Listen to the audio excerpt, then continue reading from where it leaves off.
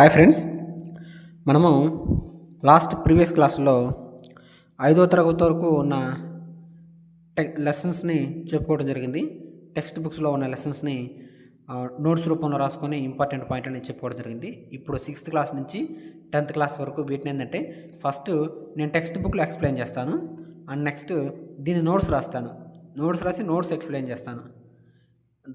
Third రివిజన్లో మనకి వేరే విధంగా ఉంటుంది. ఫస్ట్ రివిజన్ వచ్చేసరికి టెక్స్ట్ బుక్, సెకండ్ రివిజన్ వచ్చేసరికి నోట్స్. ఓకే, ఇందులో 6th క్లాస్లో ఏమేమి టాపిక్స్ ఉంటాయి అనేది ఒకసారి మనం చూసుకుందాము. ఇది సెమిస్టర్ 1. సెమిస్టర్ 1లో వచ్చేసరికి మనకి 6 లెసన్స్ ఉన్నాయి. అవేంటంటే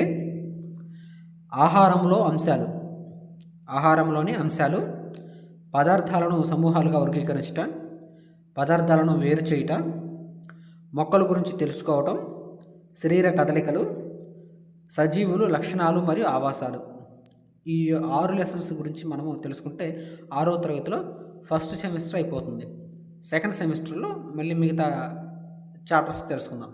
ఫస్ట్ ఈ 6 చాప్టర్స్ గురించి తెలుసుకుందాము. లోపల వీడియోలో ఏముందో అనేది